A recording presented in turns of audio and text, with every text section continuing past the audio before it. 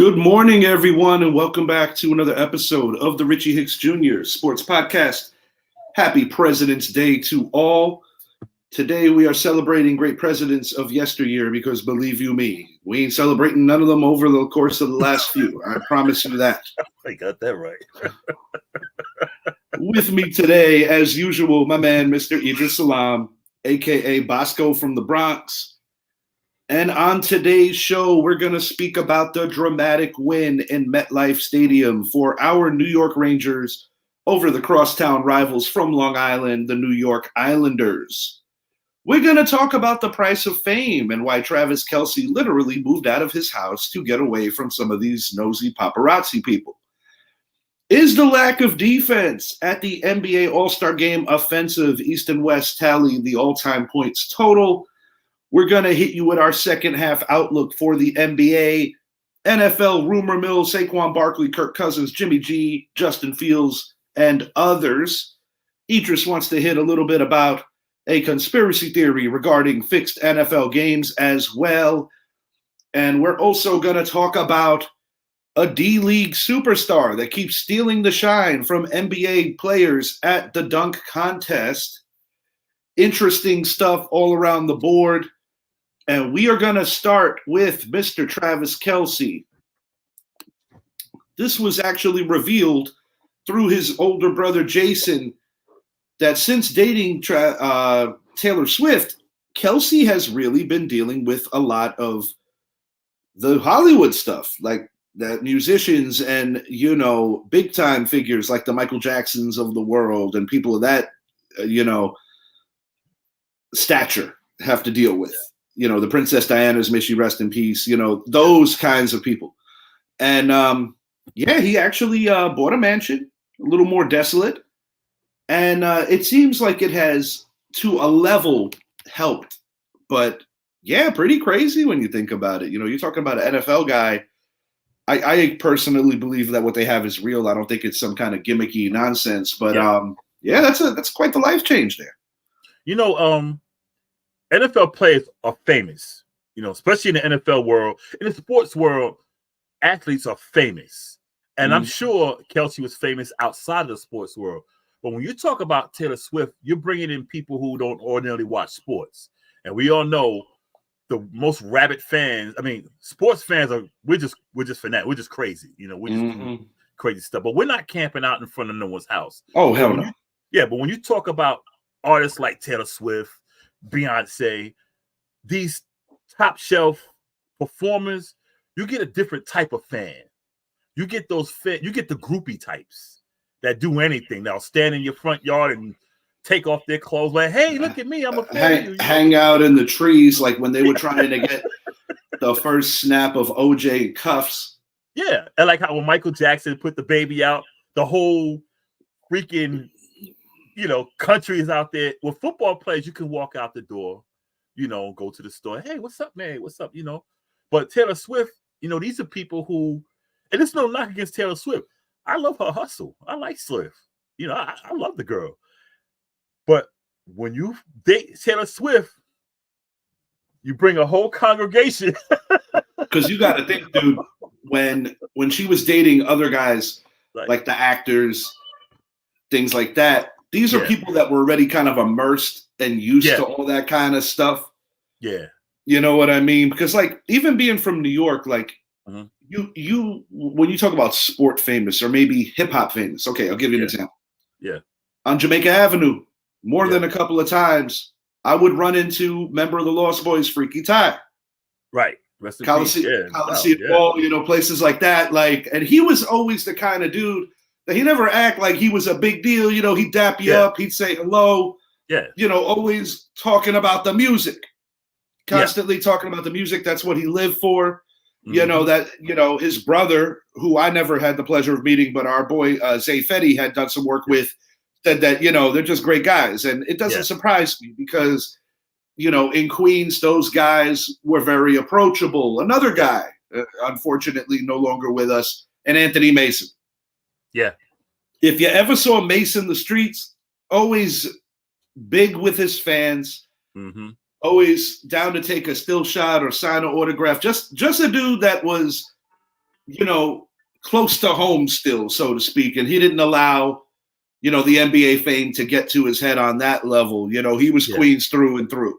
Guys like that, even in Long Island, a lot of golfers, a lot of ball players. Yeah. The Jets used to practice at Hofstra. Right. I remember my cousin went to Kellenberg, and I used to go to Nassau Community. So there was a lot of times where, if I had a few hours in between classes, I'd go post up and just watch a practice, whether it be a high school practice or those dudes. It's funny because, see, like, I bumped into DMX once, but my homie Shaw Van Dam, who I want to get on the show and speak wrestling, he bumped into DMX as well, which is kind of like, wow, we both hit DMX. And both times he was like, DMX is cool. And, people was no just surprise to me. And with Mantronics of the 80s and 90s fake, Mantronics. He was at McDonald's one day, and we was like, yo, that's Mantronics. I said, yo, you Curtis Mantronics? He said, yeah, what's up, man? Shook my hand, and people were like, oh, that's Mantronics. Yeah, and it was like, people dapped him up, like, yo, what's up? How y'all doing? Da-da-da-da. He ordered his food, He's talking to everybody, but no one was like, oh, my God, But we knew who he was, But when you're dealing with Taylor Swift, you got to – and I mean, I know these guys are in the public eye every day, and I know they know what to expect. But we as fans, we got to also say, give them their space. Let them live their lives too. John Cena has mastered the art of being super polite, even when dealing with assholes. Yeah. He has done a great job of like showing you the best way how it's done. And sometimes it's pretty remarkable. Mm-hmm. Like a guy like a Hulk Hogan here in Florida, you go to Tampa, you got to come correct when you talk to him, Ghostface Killer, when I worked at the Marriott, he was there, him and his wife, we was in the elevator together. And I just said, like, Wu-Tang Clan ain't nothing to fuck with. And he like, my brother. That's it. When Jen lived in Arizona, some of her friends worked at the Woolwear store. Oh, and Ghost and some of the guys used to come in every few months just to kind of look at the numbers and see how things were, and they would literally chill. They would hang out for real.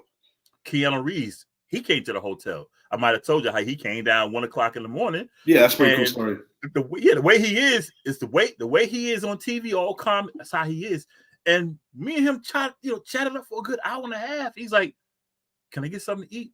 I said, "You know what, Mr. Reeves, it's on me. Go get yourself a few beers." He's like, "Thank you." He dropped me $20. Like, put that in your pocket. And he was so cool. Yeah. And the other cat from Training Day, he played on Final Destination, Ethan Hawke. Mm-hmm. He would always come to the hotel. People knew who he was, but it was like, "Hey, Mr. Hawke." He was like, "Hey, what's up, man? Play his guitar." Yeah, he's good. He's good. He's good. Yeah. These are guys. these are guys that they want to be the anti-Hollywood person. But you got to give him that respect. You got to know how to approach him.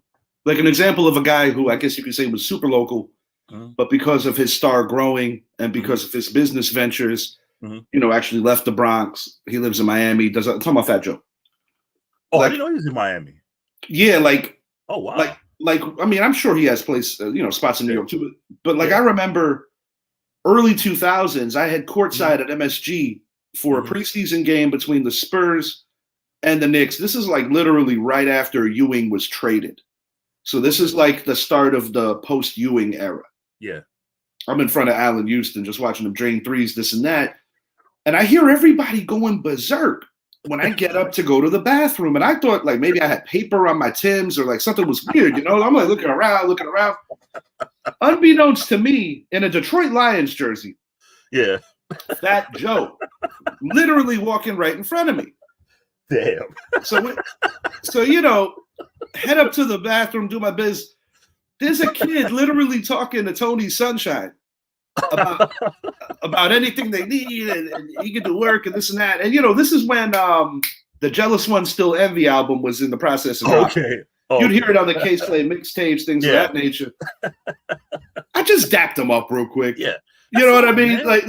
Like he was cool. He actually gave me like a promo CD that had like a couple. And He's like, hey, your girl want to take a picture? I'm like, bro, I listen to the lyrics. You think I'm crazy? What is that?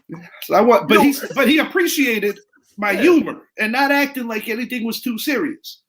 And that's the thing. Like, people ask me, why don't you have pictures with him? I said, the one thing these guys and the women, show them some love. I mean, yes. I got the memories. I mean, I have a couple of pictures, but I'm like, what's up? Just meeting them is like, I'm good. Because the problem for a lot of people now, it's not that they want to be dicks, but the reason why they're not always up for taking pictures is because you can start a story over a picture. Yeah. And that's not fair to them. And I understand that side of it too. But to like flat out move out. I mean, it's a blessing that Kelce has the funds to do something like that. Yeah. And they're a pretty tight-knit group in terms of family. Like, Mama Kelce, it seems like, she's very much entrenched in that too. And, you can afford the security, which is a blessing, because not everybody could, pay for that kind of security, this and that. I also want to shout out Patrick Mahomes, not football related, putting, I believe, over somewhere in the neighborhood of $3 or $4 million. For kids who don't have anywhere to go. Yes. I think that is pretty phenomenal. That's dope. I mean, love or hate, whatever feelings you have for the Chiefs and da-da-da-da. This is some humane shit right here. This is some humanity type shit. You got to applaud it, because when you're taking that kind of onus to make a huge difference in people's lives, and it don't have a damn thing to do with why you're famous or why you have that kind of money, it's hard not to applaud a guy like a Patrick Mahomes. Back to John Cena for a second, granting the most wishes for the Make-A-Wish Foundation. That's crazy. Yeah, man. Yeah. Stand up guy. And that's why when I see the good guys that are in that tier getting disrespected, I'm like, man, I got no time for that. Yeah. I'm not a huge fan of LeBron James. I think he's a crybaby. However, when you look at what he does off the court, I'm like, I got to applaud him. And that's anyone. I mean, if you're out there, you don't have to take care of the people. You made your money. That's your money. You don't have to. But when you just go out and say, hey, here's $1 million, do what you got to do to take care of these people. Here's this. And like I said, that Patrick Mahomes thing, that was wow. And it's a weird walk. Like, if you stay local to where you're from, or if you're on the minute of blowing up, or I'll give you an example on the tragic side. Like, you take a guy like a Stack Bundles. Yeah. He was so close to getting to that next tier. He was doing a lot of work with Lupe Fiasco, not to mention just his mixtapes. And me growing up in that area, you're talking like I'm a sneeze away from Far Rockaway where I grew up. Oh yeah. And, my grandmother had 3 houses on Beach 44th Street. It was rough out there in the 80s, but anyway, point to be made, Stack Bundles, he came to prominence, early 2000s. But the sad thing about that is that so many people saw like, oh, he's just celebrating his come up and he ain't giving back, or at least that's how they felt. And I guess the point to be made is, sadly, he never made it out of Far Rockaway, and it's something like that. You got to be able to feel the temperature. Yeah. You know what I mean? Because for a much lesser thing, a guy like a Kelce moves on out. I'm sorry, Stack needed to get the hell out of Far Rockaway for a little while before you can come back and make improvements, so to speak, if that's what you want to do. And to your point, not everybody necessarily has that in their heart. But I guess all I could say is, Kelce's lucky that he's able to do that. But it is pretty wacky when, like I said, the kind of following that a Taylor Swift brings, completely different animal than, anything that I think he's ever been even moderately familiar with. You know what it reminds me of? I know we got to move on. Remember when Tiger won that he won that Masters a couple of years ago after being gone, and he walked up the fairway and he had that whole crowd of people behind him? That's Taylor Swift. It has to be, though. It literally has to be, because he'll never be able to go anywhere. No, it's over. It has to be. He's big time now. Yeah, dude. And while we're on the mention of NFL related, I'm going to hit on some of the rumor mill, and trust me, it's going to be a lot of moving parts here. Saquon Barkley, Kirk Cousins. Jimmy G, Justin Fields, and I'm suggesting a draft day trade for Justin Fields. Not saying that it should happen, saying that it's been in the rumor mill. We'll start with our man Saquon. Doug Rush, who writes many stories for the Giants, or even on his personal page, suggestions that he sees amongst the media, said, I believe 2 years, $27 million, and I think like about more than half of that guaranteed closer to the 20 range. I mean, you're talking about a 27-year-old running back, 29 when it's over. I think it comes down to ultimately the Giants might give him the blessing to test the free agent market with the understanding, it's kind of like a handshake agreement that we will match or we will give you the opportunity to ask about matching whatever you get. Because I think the good thing about that is that it gives Saquon the ability to truly see what the league thinks about him. Right, exactly. Not to mention that out of a respect level, I think the New York Giants don't necessarily want to franchise him again because it could lead to toxic feelings. And, you know, they're talking about at the combine, you know, just in general, in the near future, they're going to be getting together to try to come to a resolution. You take a guy like a Kirk Cousins now. I think at this juncture of his career, while he is still a good starter for a couple of years, I think the right situation would be for a team that drafts somebody, and Kirk Cousins is that bridge guy, because he can help a team win now if you surround him with the right amount of talent. I mean, just a year removed from a 13-win season before having the injury, and he was playing pretty well before he got hurt. Well, the defense just wasn't holding up for him. Defense down there and they just They last year or 2 years ago, 2022, stuff they got away with, they just didn't get away with this year. But when I think about potential suitors for Kirk Cousins, I see a reunion in Washington potentially. That'd be great. Maybe a team like the Raiders, who he could be a bridge for, because Jimmy Garoppolo, who's also on this list, looking at serving a 2-game suspension. I have a theory that Garoppolo may not be picked up again, just because I don't necessarily think around the league anybody is like, that's what we have to have.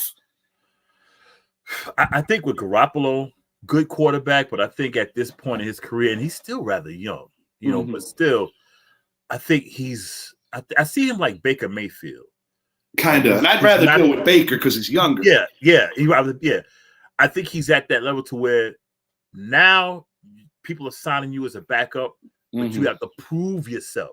As for quarterbacks in the market, I see Seattle as someone who could use a Kirk Cousins to bridge a new quarterback. Like you said, the Raiders, of course. Because it doesn't appear that Minnesota's going to bring him back. You know what? This may sound far-fetched, but I would bring him to Carolina and have him mentor Young. That wouldn't be the worst idea. No, especially when you factor in that former Viking Adam Thielen had a career resurrection for Carolina in a lost season. As Barkley goes, with your mama, I can't call her mama no more. I got to call her big sis, because we're not that too far apart. That's big sis to me right there. What's up, man? Thanks for watching. Shout out to big sis, Mama E. I mean, Sister E.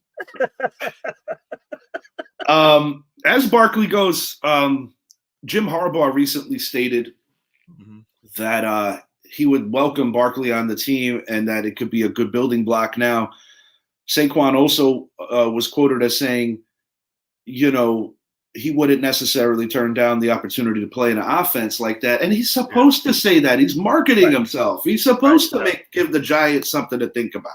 I don't take too much out of that, but, you know, you have to take it serious. I would say a couple of other destinations that make a ton of sense. Baltimore Ravens, who have had a running back by committee, and J.K. Dobbins constantly being hurt. Other guys just not necessarily being the 1A alpha dog in the running back department. I think Barkley could make a ton of sense for a team like the Baltimore Ravens.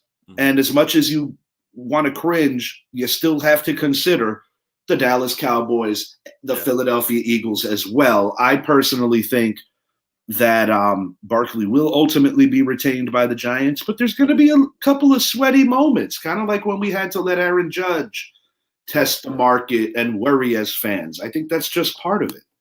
I think with Barkley, of course, I wouldn't want to see him go to Philly or Dallas, but I don't think he'll go to Dallas.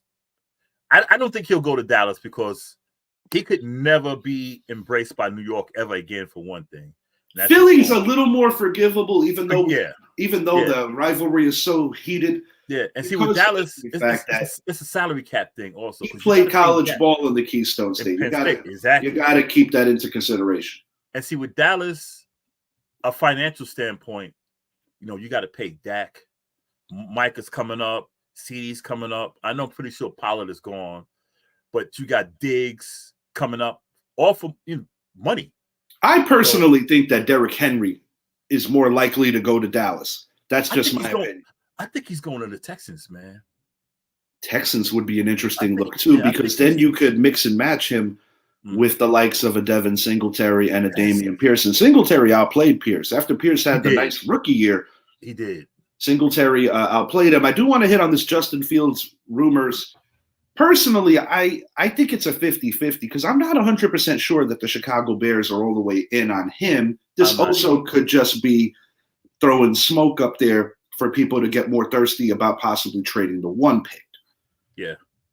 But I do know one particular place where Fields would make a ton of sense, and that would be in Mike Tomlin's offense. I think Mike Tomlin has seen his fair share and is over Kenny Pickett, but you put in a Justin Fields under the tutelage of Mike Tomlin, and I think he will expand upon what I believe second half of the year was the best football of his young career, because the Chicago Bears can do things a lot of ways. Like Caleb Williams is constantly linked to them, but I mean, they could trade back. They already have 2 picks in the first 10 or 11 picks, I believe. Yep. So they really could do some real damage, similar to how the Houston Texans did great when they got Stroud and when they had that additional pick. They did really well. And I think the Bears are in a situation like that, because I said it off air recently, as well as on the show, that next year, I believe the NFC North is going to be the class of the conference, sending 3 teams. And I got Green Bay, Detroit, and Chicago all doing it. I think with Fields, I think either you keep Fields or you parlay that first, and that first can be so valuable in this draft. I mean, the first is always valuable, but I think in this draft with so many quarterbacks and so many needs, and people say Atlanta, which would be a good fit because you got Bijan, you got Algier, you got London, and you got Mr. Sometimes I'm going to catch the ball at tight end. You know what I'm talking about? Yeah. He doesn't get a name right now because he can't catch the ball, so I can't catch Sometimes he wants to get open. Sometimes he wants to disappear. Yeah. Sometimes he wants to throw a block down. That's why I can't get his name, because it's like sometimes. So sometimes it comes to my mind, sometimes it don't. But I think with Pittsburgh would be the perfect. Sometimes he wants to be on the top of the mountain, and sometimes he wants to be in the depth of the pits. There, name dropped him. Literally. Yeah. Good play on the name, though. I think Pittsburgh. Go ahead, man. That's I don't even know if I want to call that a segue, but it's a way to, because it leads into Pittsburgh. Yeah. Pittsburgh. The Berg suggests Pittsburgh. All right. Move on, man. We are now going to take it to the NBA All-Star game. Is the lack of defense at this thing just too much? I mean, listen, I'm happy that at least they went back to East and West. Yeah. I think that was long overdue. I actually kind of liked when they all wore their personal jerseys, but I get it. You got to sell merch. That's why they do that. But that's how it used to be. You know, they wore for a little bit. Back in like the 80s, it was blue and red, real simple, or white and, you know what I mean? East and West. It almost looked like the election, blue and red. Right. But basically, I am happy that at least there is back to a conference pride. Yeah. But it pales in comparison to when you're seeing like the AIs and the Jordans and the T-Macs congregating together, getting fired up against, the Kobes and the Shaqs and the best that the West had to offer. Yeah. It's not the same thing, but it's a step in the right direction at least. But defensively, guys, come on, please play some defense. That's why I like Kobe. because and God rest in peace, Kobe Bryant. When he went out there, he played basketball. He would D you up. All-Star game, he's in your face. Yeah. And my suggestion, I put it on my Facebook wall, have the best street ball, like the N-Wood tour, have the best street ball players play a game. Oh, yeah. Get $100,000 to the winner, maybe $25,000 to the loser, $10,000 to the MVP, maybe $10,000 if you win by 10 or more, $20,000 to the winning team if you win by 20 or more. Because those guys, you put them on the grand stage, the street ball players, they're going to give you a game. They're going to give you a highlight, but they're going to play some basketball. Because they still have that. They still have that survival mode, desperation instinct. Because street ballers. Yeah. You know what? The in-season tournament. That should be the championship game. Is the All-Star game, the in-season tournament. That's the middle of the season. It's so many things, but there's a lot of ways to go about it because a lot of people weren't really that stuff we saw Sunday night tournament because this isn't soccer. You're not getting points that carry over to other years. There's better ways to do it, and I gotta big up Tiki Barber too. Just talking about things that don't make sense. Yeah. When he said that the clock in the new overtime rules doesn't mean anything, I have no other choice but to agree with him. I agree. You're making it too easy. You're making it too easy. That's my bottom line there. Tiki made it short, plain, and simple, but he made the most logical point ever. We're going to hit on the dunk contest on our way out. Oh, yeah. But Dame Lillard, he gets the MVP here in this game. And if there's one thing that goes without saying, is that the Eastern Conference really just stuck it to these guys, where the East looked like they were playing for pride. They cared. Yeah. Jalen Brunson, happy to see him getting recognized. I'm happy that Julius Randle, although he's physically unable to play right now, also made the All-Star game. I'm looking forward to our Knicks getting all these healthy bodies together. That takes us to our second half outlook for the NBA. Out West, I still feel that it's very tough to pick a certified winner who's going to take it because, you have so many potential guys. Like you have, I can't believe I'm even going to say this, but I have to mention them. You have a Lakers team that if they just get in there and sneak in, they can challenge some of these mid-tier guys that don't have the experience. Yeah. So I will not discount that the Lakers at minimum have a chance to make a run. It goes without saying that the Denver Nuggets got to be the favorite, regardless if they get home court or if they finish in the top three. I really like what Minnesota offers. I think that they honestly could be the biggest challenger to Denver repeating as West champions and going to the finals again. Phoenix, no. Dallas, maybe, but Dallas would have to get hot. I think it's the Nuggets and the T-Wolves right now. You got other teams, but those are my two that I'm really looking at that are going to end up, going to the Western Finals and fighting for a spot in the championship. Those are my two that I'm kind of on right now. I see the same thing. I think with the Wolves, I mean, I know they got Cat, they got a couple of, older veterans, but I kind of see them how Memphis was. It's a possibility, yeah. Yeah, and then they get up there and then they just collapse. Well, that's the scary thing where a team like the Lakers, you don't got to be. The Lakers just got to be better than them for a week. Because once the playoff starts, all that other stuff don't mean nothing. Don't matter anymore. No, don't mean nothing. Now you're playing for your lives. There's no tomorrow. Each game you lose, 2 out of 3, 3 out of 5, whatever it is, whatever format. When you lose one game, you're closer to dying. I hated to put it that way, but no, it's the truth. It's the truth. I mean, the Miami Heat didn't look like an 8 seed when they beat the New York Knicks last year or when they beat the Boston Celtics last year. They ran through the playoffs. They look like a team that belonged in the playoffs. Yeah, and that's a credit to the coaching. Yeah, the most scariest team is always the team at the bottom because they don't have nothing to lose. Ask the Seattle Supersonics about the Denver Nuggets in '94.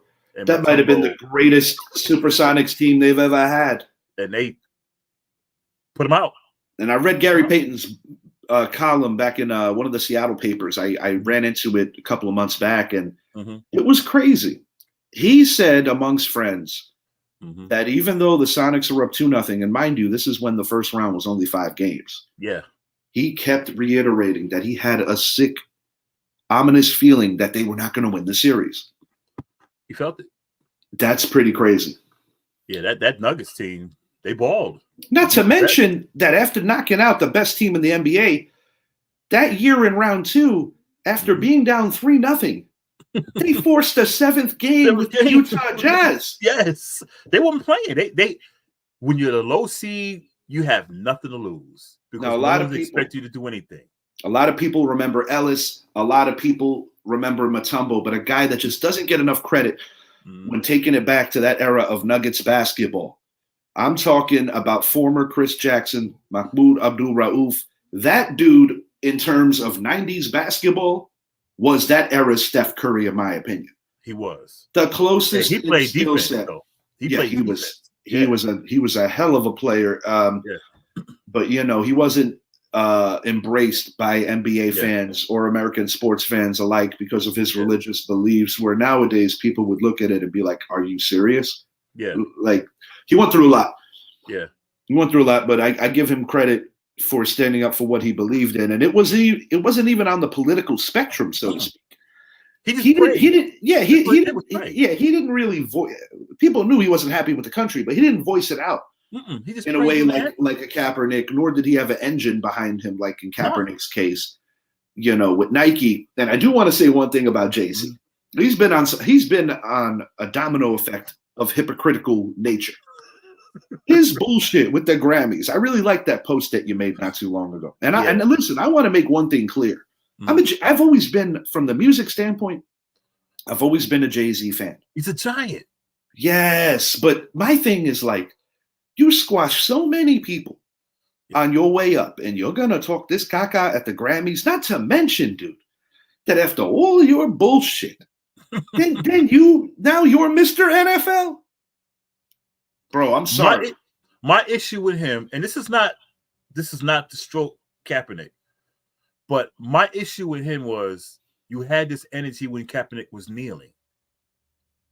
Why did you change your energy when you finally got in the NFL? Oh, you already know why. That was my whole issue. Whether you like Kaepernick or not,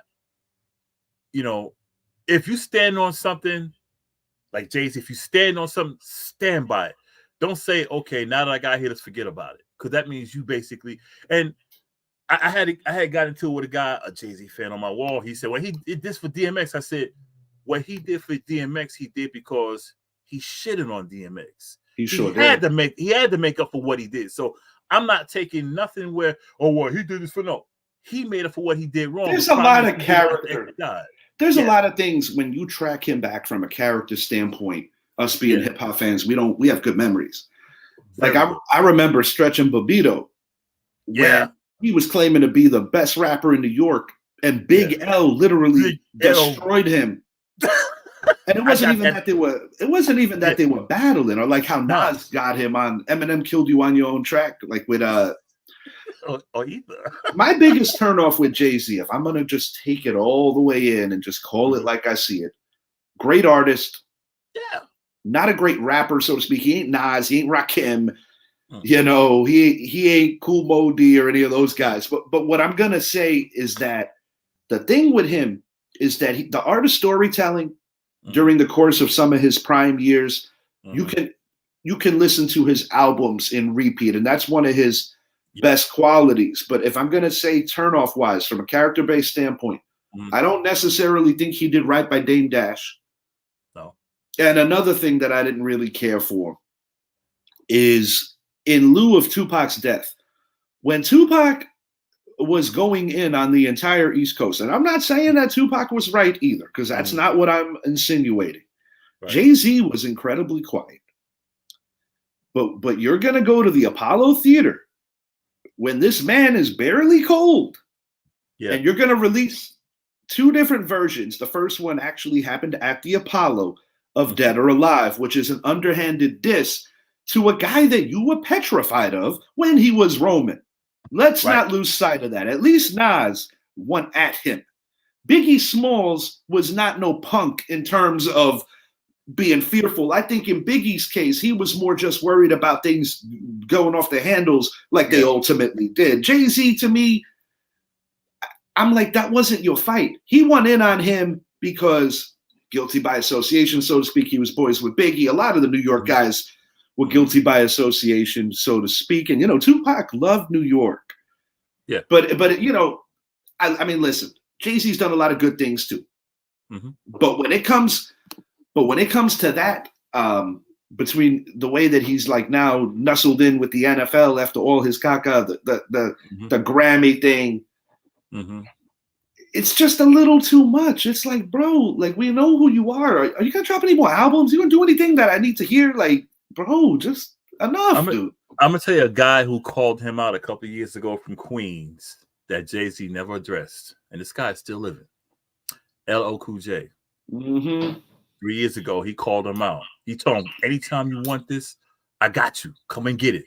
Jay-Z never addressed it. He don't want LL. People say LL. Well, Jay-Z doesn't have the best track record in Queens. Let's be honest here, because Nas tattooed him, bro.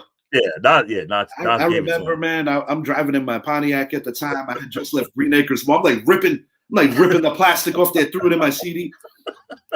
That intro on Stillmatic might be the greatest intro in the history of hip hop music. And then track 2, Ether. That intro was, bro. When I heard Ether for the first time, that literally made me want to park my car, because I passed my high school on the way back. Right. That made me want to park my car and just start running into the field.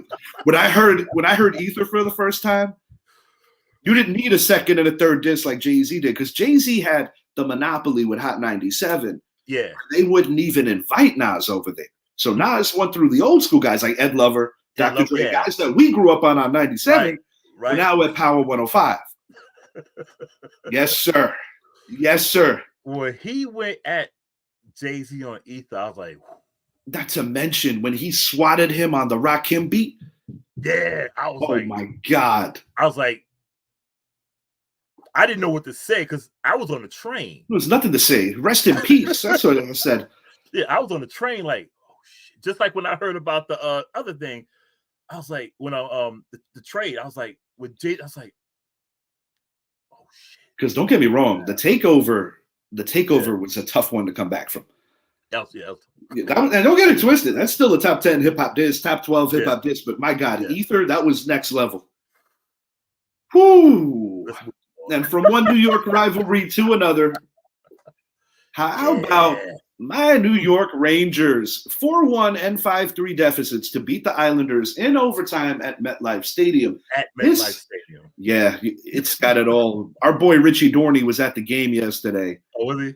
Yeah, he sure was. Rangers soul resolve and a flair for the dramatic yet again. I got news for you. This Islanders team is very talented. They are. But where the Islanders have a legitimate issue, and I still think they'll be a playoff team, but they got to shore this up, is that they blow too many leads. I was going to say way too many leads. They don't know how to finish. This team should have about 10 more points in the standings. They can't finish. Between the OT losses and just the collapses. And one of the telltales, the Islanders had, I believe, 35 shots on goal through the first 2 periods. But third period and OT combined, Rangers 18, Islanders 6. And the Rangers have the kind of roster, and they've shown it at different junctures of the year with the dramatic win over the Kings, over the Stars, over the Jets. They've had a lot of dramatic moments. Yeah. Igor Shesterkin, you got to look at the bigger picture. 2 of his goals that he gave up were on power plays. The Islanders were a perfect 4 for 4 on the power play. Got to give them credit where it's due there. Yeah. And, they should have won. I'll be honest. The Rangers stole one. And the way the game ended, Panarin right in front of the goal, and the Islanders tried to kick the goal out because, I see that on the highlights. It ended in a real bizarre way because the refs had to look at the replay. And the way it works is if the puck handler is in the act of shooting before any of that happens, it's a goal. Whether you did it on purpose to knock the net out, whether you didn't. Yeah. Now, if he still had possession and he wasn't in the act of shooting, then it would have been no. Then you got to flip it. Yeah. You know, the thing about the just Islanders, remarkable. When you said they had the 34 shots on goal and only 6 in a that says it right there. They don't know. They stopped being aggressive. They don't know. I honestly think that they were gassed. They might have been. I think the Rangers the first two periods, man, and then the Rangers have more depth, and I think line for line, I think that's part of the reason why the Rangers were able to stick around long enough to come back. Because I'm not going to lie to you, when the score was 4-1 and I'm watching it, I started getting irritated. So I took like a long walk and then I came back.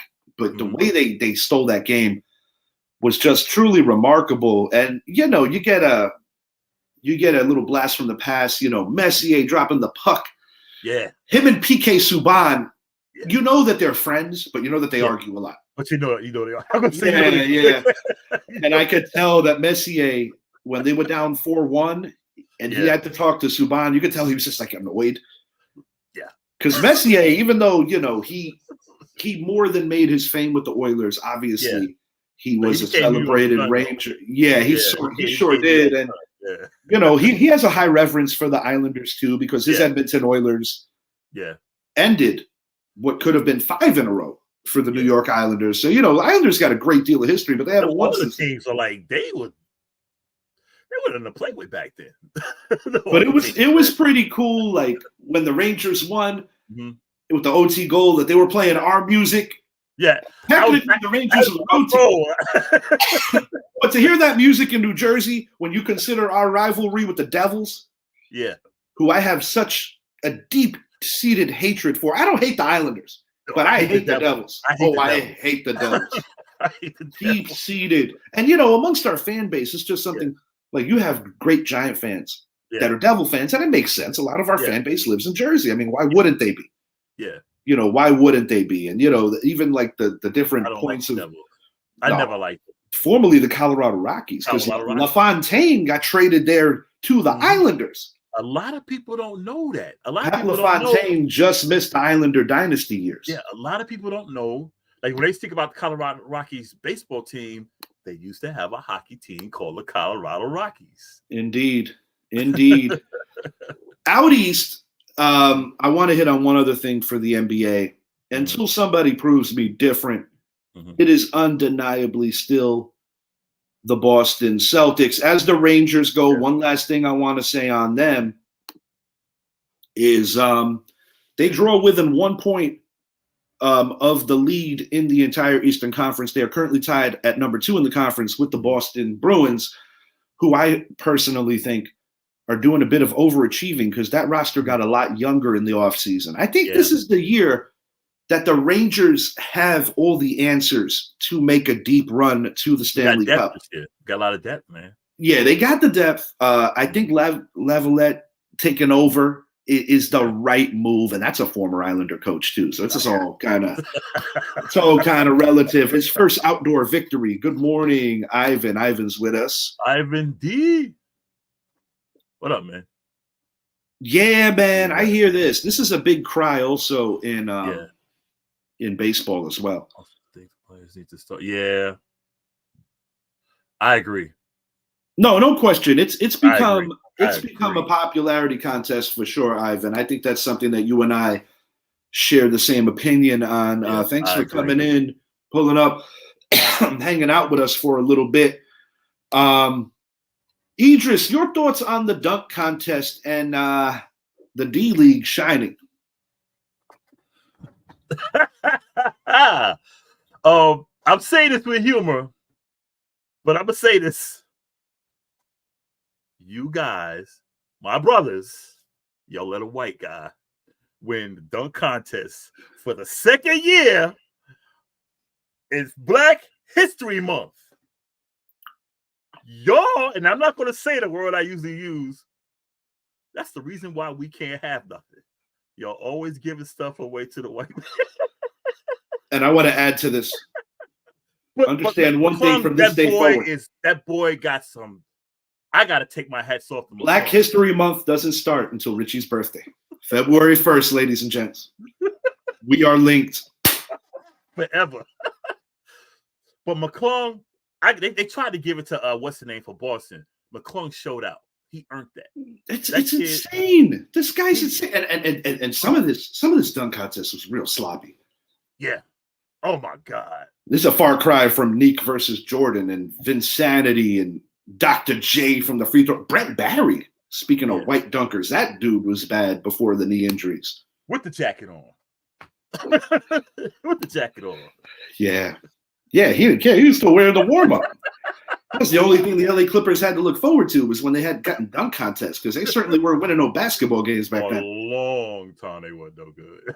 No, man. But it's funny, like, seeing the evolution of the dunk contest. I remember seeing a dude like Larry Nance. Yeah. He looked like he just came from, like, the store and just was like, here, you know? Just angry. Super, super angry. Oh, and check this out. Are you familiar with the Lakers series on Max? The Showtime Lakers series? Showtime, yeah. That's a good series. I like that. Very interesting story that I found out roughly a year ago. You know how Brendan Haywood back then, he had I think it was Brendan. Let me double check his first name. Spencer Haywood, excuse me. Spencer Haywood, yeah. You know how he had his addiction issues? Yeah. And how he was kind of toxic to the team's betterment. Yeah. You remember the scene in White Man Can't Jump? Mm-hmm. Where this dude didn't have enough money to square up for the street ball game, so he went. What was his name? I can't remember his name. He played for the Milwaukee Bucks. I can't remember his name, but yeah. He walked into the store with and the handgun, and then the clerk was like, "Come on, bro, I know that's you." That was funny as hell. But check this out. That was not just a scene in a movie. Yeah. That was based on something that Spencer Haywood actually did. Nice little touch. Marcus. I can't remember his name. I know. I can't remember his name. But damn, that was funny. And I know that more recently, Jack Harlow, but I refuse to watch that one. Some stuff just doesn't need to be touched. The first one was just leave it alone. Leave it alone. They're forcing Jack Harlow now. Oh, he's a baller because he got that New Balance deal and he's kicking it with Tyler Hero. Yeah. That now you got me laughing at that scene, man. Let's see. I just hope man gonna come and get some opportunity. He was briefly last year, but he went back to the G League. I think he'll get another chance. I do. I think he'll get another chance. No, it's pretty incredible that 2 consecutive years this guy won the dunk contest and rocking the Orlando jersey. Yeah, pretty dope. Not gonna lie, that was pretty dope. Yeah, and that's the best jersey the Magic ever had too. I know we're getting ready to close. Or are we? Yeah. Anything you want to speak on? Yeah. As I said, I want to speak on, and there's a few people. This is coming to y'all. Hey, look here, Ivan. We all love Rosie. Big facts. We all love Rosie. That was my question. Watch your mouth. Don't say her name till you ask me first. And now I'm clouded, bro. But I want to speak on the NFL and a lot of people saying how it's fixed, rigged, blah, blah, blah. Now, do I think it's influenced by the NFL itself? Yeah, I do. I think they influence a lot. I believe it's influenced by Vegas, and sports have always been influenced by Vegas. This ain't nothing new. Nothing new. Do I think there's some players who don't give their all? It might take a little money because they're on the lower end of the game. They don't make no money, and they just possibly. I think there's people in each league who are on the take. But do I believe guys like CMC and Barkley and Cousins and Micah? Do I think that they're going by this so-called script some of these people are doing to throw games? No. If they are, prove it. But I don't think a guy like Saquon's going to go out there and bust his ass, get an injury just to make a few extra dollars. I love, like, even with the special teams blunder that the Niners had. Yeah. Oh, all we had to do was fall on it. I'm like, have you ever been in that position? You're looking at 100 dudes coming at you, and you're watching the ball come down. They act like it's so easy. And you got to decide, do I want to wave a fair catch or do I want to catch it? Now, if you're going to catch it and you're not wearing a fair catch, you got to look this ball in and hope somebody's not coming down the field like Ed Reed ready to knock the hell out of you. Not to mention that the way this happened, it caught him on the back of his heel. Right. So he had to spin himself around. You got a bunch of humanity coming at you. It's not as easy as it's not as easy as people want to make it seem like, oh, I would have just fell on the ball. I'm like, bro, you might have just got knocked out. Yeah. I played football. I didn't play at the high level. I played junior college and I played a little bit of high school. And I was a kick returner. I was a running back. They switched me I came from the defense. I was a DB. They moved me to receiver. Then they moved me to running back. Then they moved me to quarterback. But regardless, they still had me as a returner because I was so fast. And I know I should look at the ball and be like, and I never called a fair catch. I was crazy, but I never called a fair catch. And I took some hits because you're so concentrated on the ball, don't drop the ball. And when you concentrate on something so hard, that's when you make your mistake. But anyway, my thing is this. For those who say it's rigged, if that's the case, why are you watching the game?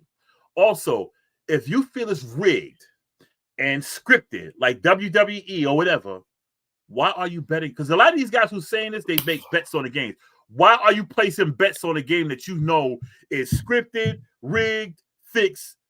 Why are you watching it and why are you complaining? My New York Giants fans that we draft a Daniel Jones and an Evan Neal and somebody in a Dave Brown. I hate to say his name. We won't say his name twice on the show. Him and some of these other busts. Why are you complaining that we drafted them if you already know the game is fixed? That's just like meeting a girl. She got STDs. She's a hoe. All of this stuff, but you're still going to date her knowing she has an STD right now. Why are you dating her? Don't make sense. I'm not going to bet on something that I know is fixed because I know there's a good chance I'm going to lose my money. And to your point, I'm not going to bet on something that needs to be fixed. Thank you. Don't watch it. If you feel it's fixed, don't watch the game. We know about wrestling. We know how wrestling's entertainment. We know that. But we watch it because we enjoy it. I'm not going to get mad because Roman Reigns got pinned or Trish Stratus got stratisfaction done to her. I'm not going to get mad. I mean, I'm going to be mad, but I'm not going to be overly upset like, golly, I can't. No. Yeah. I can't believe Stone Cold came in after he was eliminated and threw off Bret Hart. Right. How about that? Check this out. This is going to make you laugh. A point of humor over the course of the last year amongst me and Mike Zappi was Major League Baseball contributor John Heyman with the famous arson judge comment. I found out literally like 2 days ago, because when you're on a 2-week bereavement vacation, you got time to do a lot of stuff. Yeah. I come to find out that John Heyman graduated from my high school in Long Island, Lawrence High School. That's something. Never forget arson judge. And speaking of arson and his That's wild, man. That's wild. So I've been playing last year's show. The new one doesn't drop until next month on the 15th. Yeah. I come to find out that you could download the 2024 rosters for the current game. Really? Yeah. So I'm running around with Juan Soto and Verdugo and the new look Yankees. Oh, man. Yeah. So it kind of, I normally always buy the game regardless, but the cool thing about it is you don't necessarily have to anymore. Yeah. I mean, I always say that a game like Madden, you kind of got to buy it every year. Yeah. But personally, a game like the show, I think you could buy it every other year. I still manage to seem to always buy it every year regardless.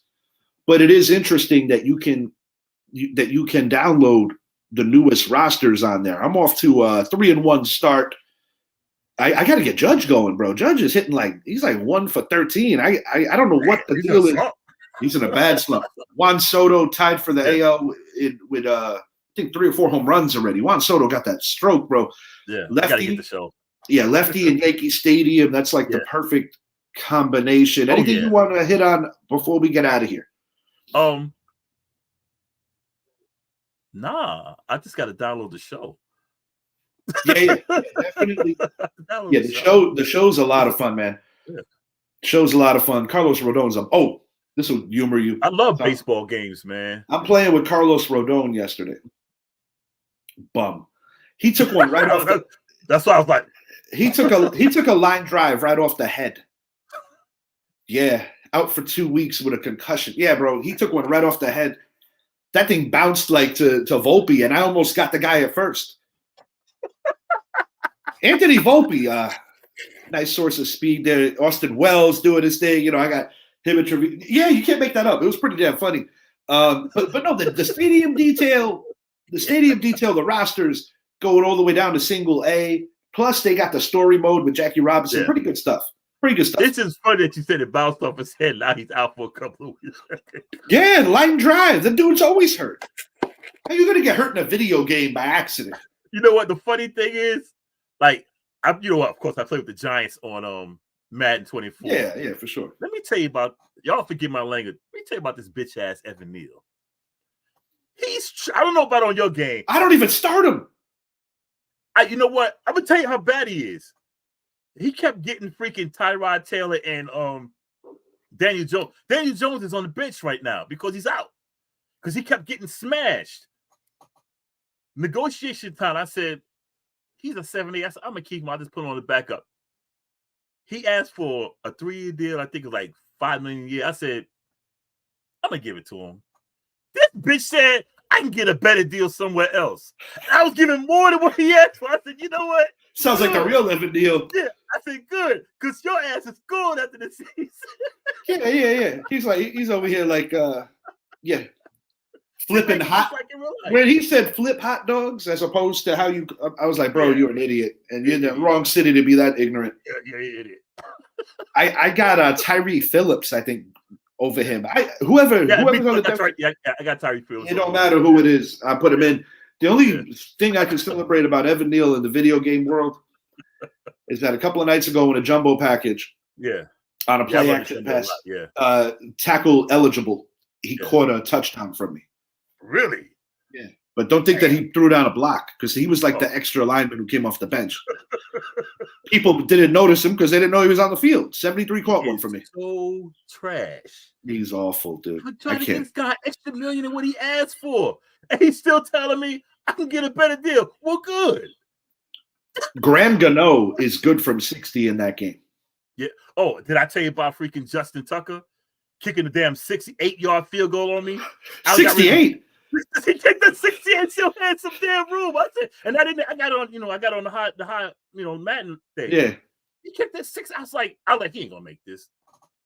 You know what? Just for the hell of it, I went the man blitz. I said, I'll put a man back there, whatever, It's like Justin Tucker. I'm like, hell no. I did this one guy dirty the other day. We made overtime. Yeah. I started overtime with an onside kick. Oh, recovered it, beat him with a field goal. And he's talking smack. Another guy that don't understand NFL rules. Yeah. Oh, why are you kicking a field goal? I'm getting the ball right back. I'm like, no, knucklehead. Your possession was just now when you fumbled it. You know what on the onside kick. One time, fourth quarter, I was down 3 points. No, I was down 2 points. I needed a field goal to win. I intentionally caught the ball on the 1 yard line. Oh, yeah. You know what? I took I started the last play of the third quarter. I used the whole fourth quarter to drive. With just 1 second out, like, dude. He's like, you motherfucker. Oh yeah, people get really mad about that. Dude, I'm not giving you the ball back. My favorite is when dummies call a timeout after they go out of bounds. That's the dumb. Yeah. No. You truly see some of the like genuine stupidities, or like when you got people showing off. Yeah. Like they're up by a score, but they got to keep. People have lost games because of that. Yeah, not me. I go straight forward, and I don't understand on my game. Like I said, I downloaded my game. Still, Jason Pinnock and Daniel Jones playing with 2 different color shoes. I don't know why. Yeah, I don't know what that's about. Did Max Scherzer create this game? Like, what's going on with that? I don't know. They got 2 different. They both got an orange shoe on their left foot. No, that's weird. Jones got an orange shoe on the left foot. Pinnock got an orange shoe on his right foot. For Jones, I can make sense of the orange shoe. They're probably alluding to he's going to be in the hospital because Neal's blocking for him. Yeah. He's already on him. He's out for the season. Jesus. But no matter what combination and uniforms, they got the opposite color shoe. Pinnock be balling on my game. I don't know about you. Pinnock's nice. Thibodeau, I put him in coverage. He'll like pick Thibodeau is a beast. Yeah, Thibodeau is that dude. I'm about to go play some Madden after I run my errands. For Idris, thank you for watching, guys. I am Richie. Please like and subscribe to the channel, the Richie Hicks Jr. Sports Podcast on YouTube, and we will be back soon with announcements to come. McClung, bro. All right,